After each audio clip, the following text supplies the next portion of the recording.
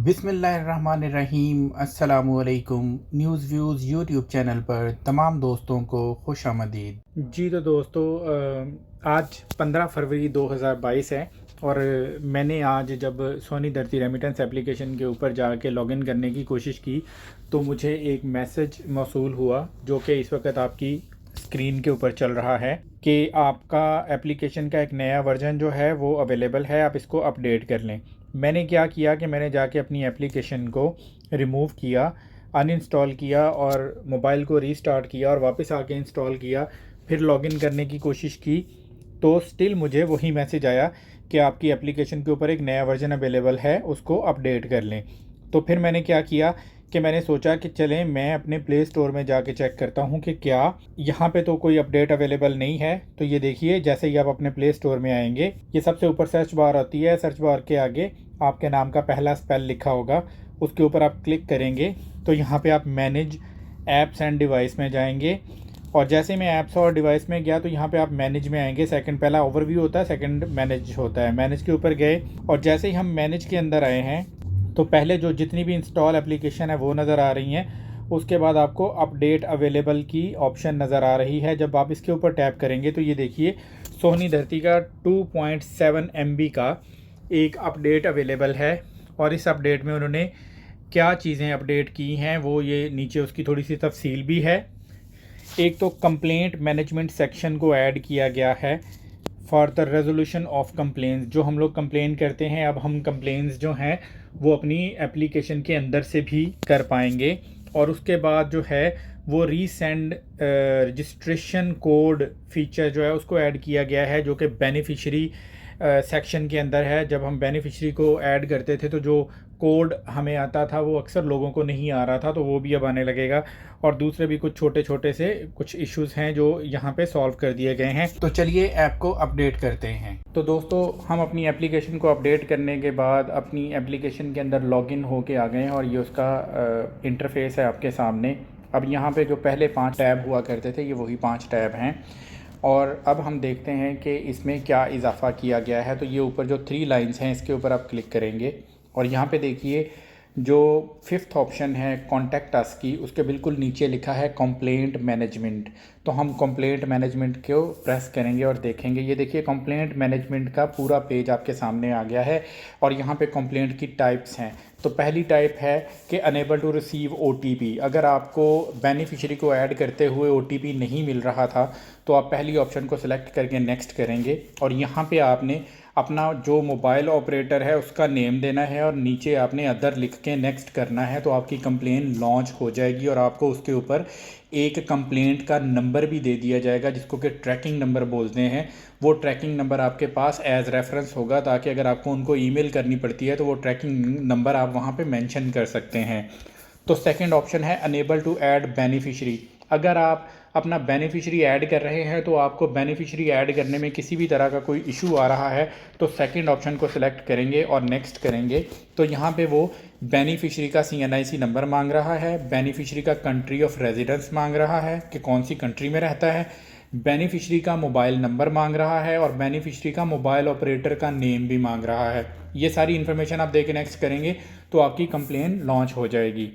उसके बाद तीसरी ऑप्शन है enable to transfer points to beneficiary. अगर आप अपने बेनिफिशरी को यहाँ से कोई पॉइंट सेंड करना चाहते हैं और वो नहीं जा रहे तो आप तीसरी ऑप्शन को सिलेक्ट करेंगे और नेक्स्ट करेंगे।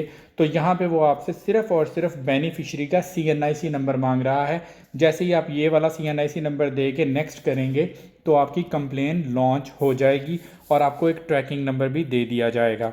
अब आते हैं चौथे ऑप्शन की तरफ जो कि सबसे इम्पोर्टेंट है और सब लोगों को इसी ऑप्शन के अंदर प्रॉब्लम है, क्योंकि जो भी बंदा सेल्फ रिवॉर्ड में जाके अपनी ट्रांजैक्शन को ऐड करने की कोशिश करता है तो वहाँ पे अक्सर बहुत ज़्यादा इश्यूज आते हैं।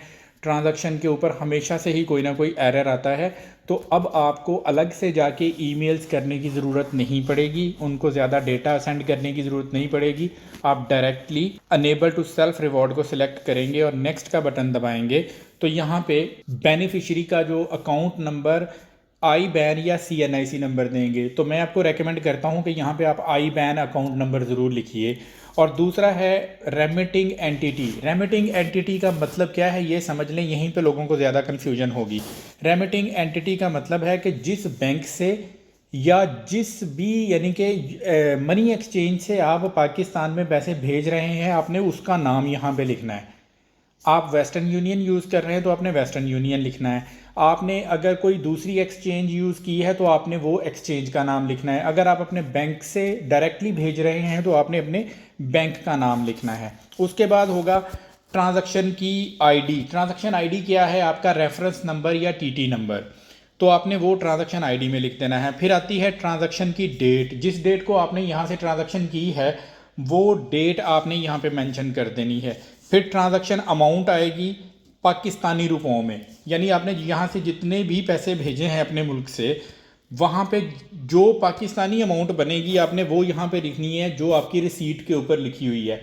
मतलब अगर आपकी रिसीट के ऊपर अमाउंट इस तरह से है, मतलब 2,50,350 रुपये 75 पैसे, तो आपने सेम उसी फॉर्मेट में इसको लिखना है। यानी जो भी आपकी जो रिसीट होगी उसके ऊपर अमाउंट होगी वो सेम आपने यहाँ पे लिखनी है। और उसके बाद जब जैसे ही आप उसको नेक्स्ट करेंगे तो आपकी कॉम्प्लेन लॉन्च हो जाएगी। यानी आपको अपने प्रॉब्लम्स के लिए हर दफ़ा जाके एक नई ईमेल नहीं करनी पड़ेगी। और जैसे ही आपकी कंप्लेन लॉन्च होगी उसके फ़ौरन बाद ये होगा, आपका टोटल डाटा ऑलरेडी उनके पास चला जाएगा और वो देख लेंगे कि आपका कौन सा ट्रांजैक्शन जो है वो ऐड नहीं हो रहा है। अगर आपके एक से ज़्यादा ट्रांजैक्शंस ऐड नहीं हो रहे हैं तो आप एक से ज़्यादा बार उसकी कंप्लेन कर सकते हैं कि ये वाली ट्रांजैक्शंस जो हैं मेरी ऐड नहीं हो रही हैं। तो वो सभी का आपको अलग से एक एक जो ट्रैकिंग नंबर है वो दे देंगे। और मुझे लगता है कि शायद इनकी वेबसाइट के ऊपर आप इसको ट्रैक करके चेक भी कर सकेंगे कि वो ट्रैकिंग नंबर के थ्रू कि हमारी जो कंप्लेन थी वो कहाँ तक रिज़ॉल्व हुई है। ये एक काफ़ी अच्छा फ़ीचर है जो इन्होंने ऐड कर दिया है। उसके बाद जब हम 5th फीचर की तरफ देखते हैं तो वो है रिडम्पशन इशू। तो सर आज सुबह मुझे इनकी एक ईमेल रिसीव हुई है, उन्होंने उसमें ऑफिशियली ये चीज़ बता दी है कि अभी पॉइंट्स की रिडम्पशन स्टार्ट नहीं हुई। यानी अभी आप पॉइंट्स को इस्तेमाल नहीं कर सकते हैं किसी भी पर्पज़ के लिए। तो अभी आपके पॉइंट आपके पास सेव हैं, जैसे ही रिडम्पशन स्टार्ट होगी वो इन्फॉर्म कर देंगे और हम लोग इंशाल्लाह आपको कंप्लीट गाइड के साथ उसको आपके साथ शेयर करेंगे कि आप उन पॉइंट्स को कौन कौन से महकमों में किस तरह से यूज़ कर सकते हैं ताकि आप लोगों को किसी तरह की प्रॉब्लम ना हो। जिस तरह से हम लोग दूसरे टॉपिक्स के ऊपर वीडियोस बना देते हैं उसी तरह से हम लोग इसके ऊपर भी आपको एक पूरी तफसीली वीडियो बना देंगे।